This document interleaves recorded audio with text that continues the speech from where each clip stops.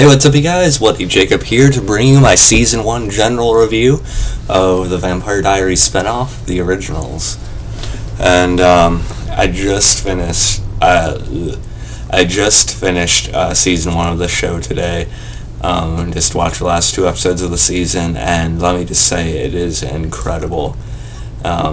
Really no less than that. It's not good, it's not great, it's just amazing. I'll just say it, fantastic. As you guys know, I've been doing season general reviews for the Vampire Diaries as well, and those will continue. I just have to watch season 6, and then I will do that once I finish the season.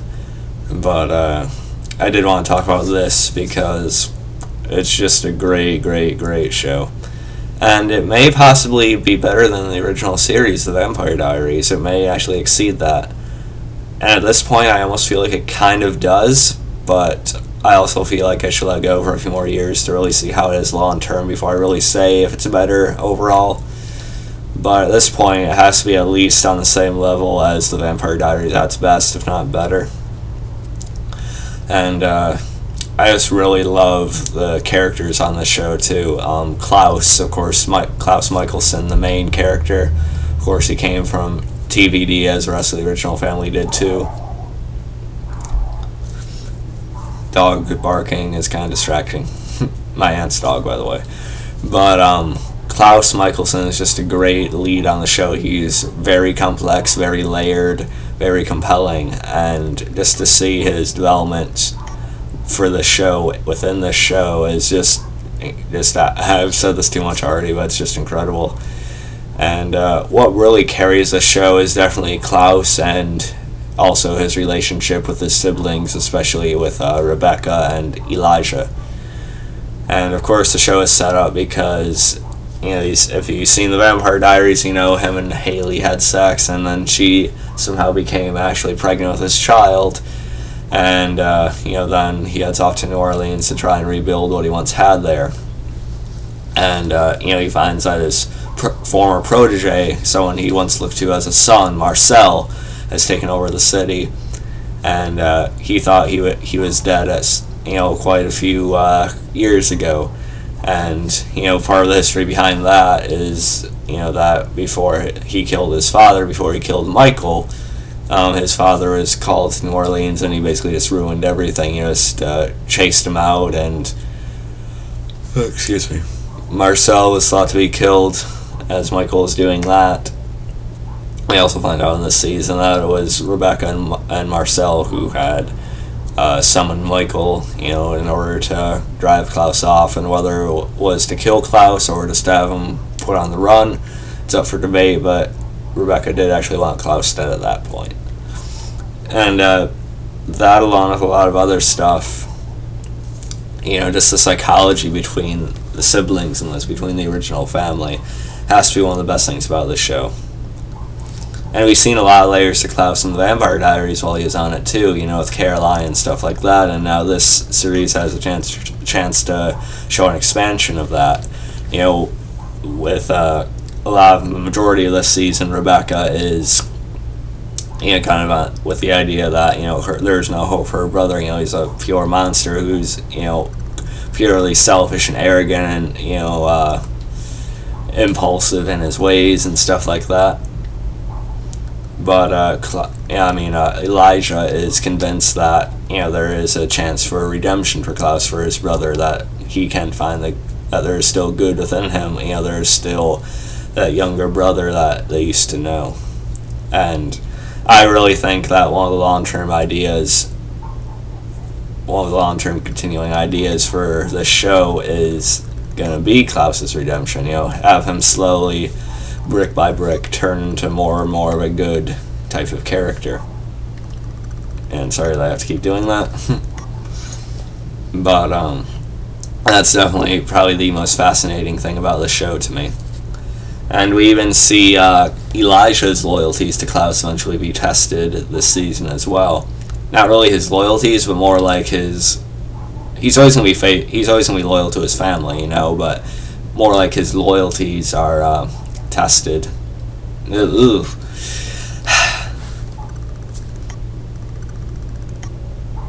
Okay, anyway, let me try that again.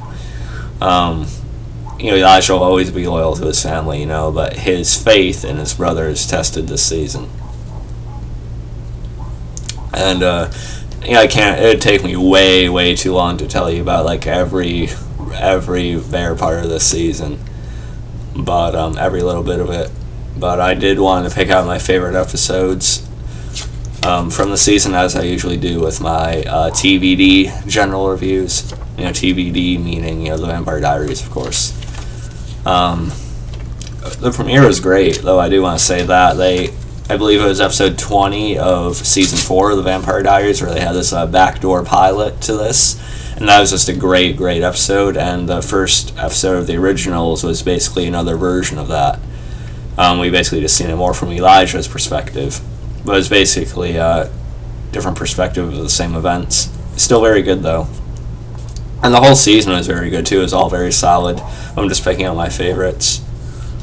Another favorite of mine this season had to be episode 8, The River in Reverse. Mainly just for one huge moment, was when Rebecca and Marcel try to organize it to take Klaus down, and we see Klaus just completely unleash all his strength and his power in that fight as Marcel's, group and army try to kill him, or at least, slow him down and stuff. We see Klaus go all out hybrid. And, and you can see that moment when Rebecca knows, oh yeah, it's over. She drops the dagger, and just that whole fight sequence was just awesome to watch. And that's also the episode where Marcel surrenders over control to Klaus. Of course, he's still back. Of course, he's still plotting behind his back, and trying to reorganize like another, way to get back at him at some point. But at that point, he did surrender to him, at least officially. So that was very good as well. And another great episode had to be episode 11. I cannot pronounce this, but just looking up episode 11 of season 1. Was basically episode, I forgot to mention Davina. She's just a very powerful witch. And sorry, the dog again. I apologize.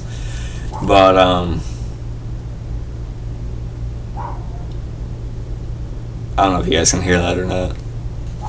He's just been quite in the mood today as far as his barking goes. Every time he even thinks someone's walking fast.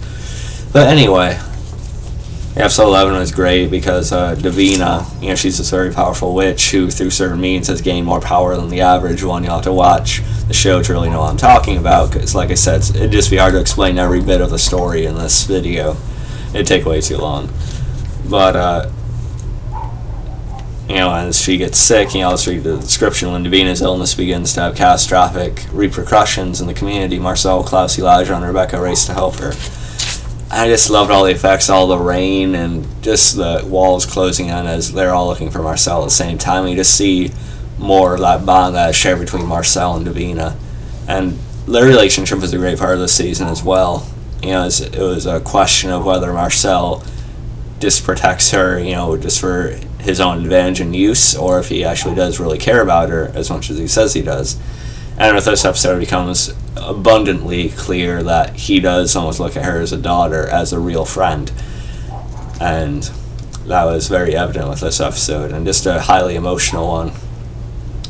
When Davina finally agrees to be, sacrificed to complete the whole, I forget what it's called, but to complete the whole thing.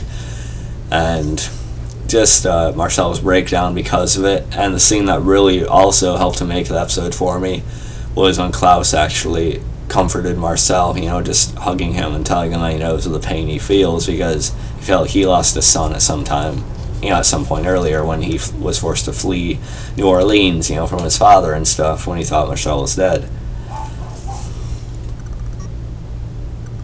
Just a great touching scene between them that shows that they do still share a strong bond to some extent in some way, shape, or form.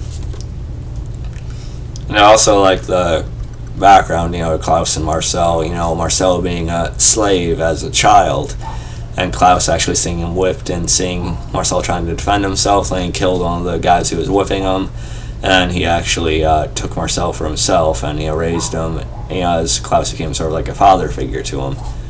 And with all Klaus's manipulation, deceit, and just his mind, he influenced Marcel in a lot of things he can do nowadays. So he taught him a lot of things Marcel knows. So I really like all that. And another character I do like quite a bit was Cami. We see her right in the premiere. We actually seen her in the backdoor pilot on the Vampire Diaries too. She is a psych major, and she just has a lot of ties to some of the things that happen with the witches. Because of the witches, with her brother, killing all those people, and then her uncle eventually gets the same curse. Like I said, I can't tell you about every single thing in this season, though. It'd just take me way too long. But, then she eventually forms a connection with both Marcel and Klaus. She can sort of, pick out parts of Klaus' psychology and really, tell him what's going through his mind and what he's really feeling. Marcel, sort of becomes a romantic interest for him. But I feel like at some point, Klaus and Cami are going to be an item. It'll be kind of awkward because, like the Vampire Diaries, it still does kind of bug me that all these females jump around from all these characters so often. But I feel like she will go over to Klaus at some point. But either way, I think they're good as friends or otherwise too. But yeah, another great episode, another one of my favorites, had to be episode 16, Farewell to Storyville. Arguably the best episode of the season. Again, because of the reasons why I said this show is so great is because of the psychology, the relationship and the story between, Klaus, Rebecca, and Elijah. And this episode is almost all about that, as Klaus wanted to kill Rebecca as he found out about, her betrayal of, summoning Michael there, along with Marcel, back in 1919, I think the year was. And the episode before that, where they're locked in that institution, with Genevieve's introduction and things like that was a great episode as well, the confrontation. But, 16 is great because they were just locked in that cemetery for the whole episode with the, barriers and stuff. And, Klaus wanting to kill Rebecca, supposedly, and, Rebecca eventually admits that she did want him dead at that point, when she summoned Michael, because of his constant wickedness and his, how he kept on limiting any form of love or hope from her life. But Klaus sees that as a way of protecting her, because she keeps on falling under the spell of men she shouldn't be with. And, he is the constant. And, there's a lot of other things that go into it too, but you really get, you really understand both sides of it, And it's very psychological, like I said, more so than what goes on in the Vampire Diaries. There's some great writing with this stuff. And, Klaus actually ends up letting Rebecca survive and live, and he doesn't dagger her whatsoever. And, but they understand they can't really live together anymore. They're too broken, they're too, just everything that's happened between them.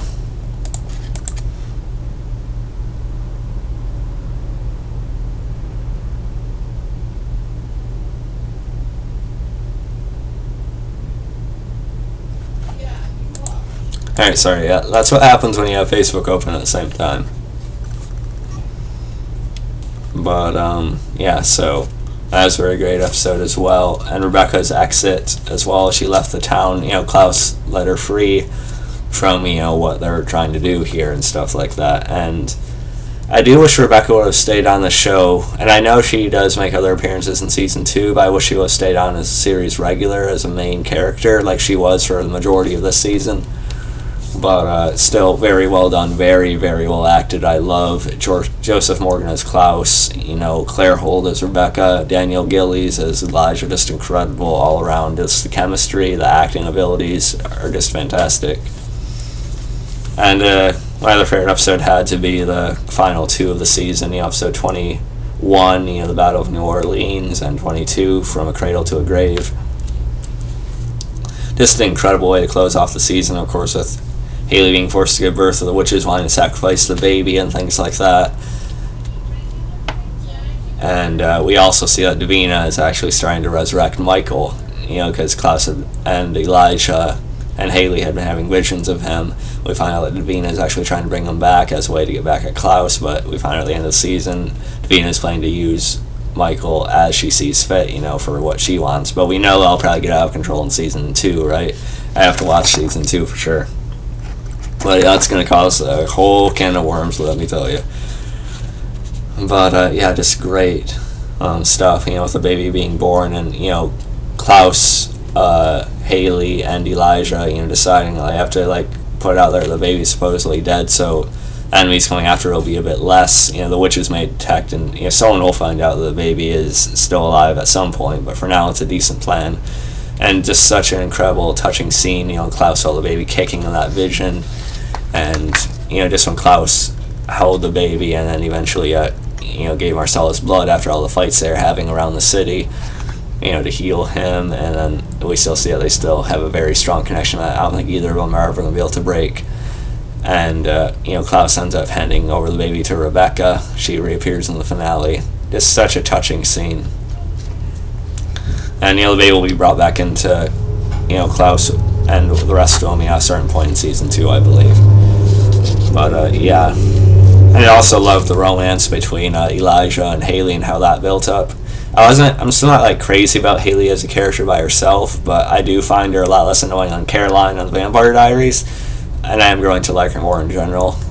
And I do like the chemistry between her and Elijah. I think it is believable. I think it does work, so I like that quite a bit. But yeah, so I know I didn't go over every bit of the story in that, and I know there are a lot of things I missed. But like I said, there's just way too much to talk about. But if there was something I didn't mention or didn't talk too much about, feel free to leave a comment below, and of course I would love to discuss it with you guys. But yeah, so that's what I have to say specifically about the season. Like I said, a very, very good season, and it could possibly be better than the Vampire Diaries. It just has this great quality to it that the Vampire Diaries is sort of trickled on a little bit. I still think the Vampire Diaries is great, don't get me wrong, unlike some people, but the original definitely has the means to become better than it overall with time, and it has shown that has surpassed it in certain ways. I'll just say it. But yeah, just an incredible season, an incredible show. I can't wait to get into season 2 and season 6 of the Vampire Diaries too. I definitely love this. I'm definitely sold on it, no question about it. So yeah, hope you guys enjoyed this video, and yeah, I'll catch you guys next time, and peace. Follow me on Facebook. Add me on Facebook, follow me on Twitter, follow me on Movie Pilot, look for me on Spoil Dead, and I'll catch you guys next time. And peace. I gotta remember to say that in every video now.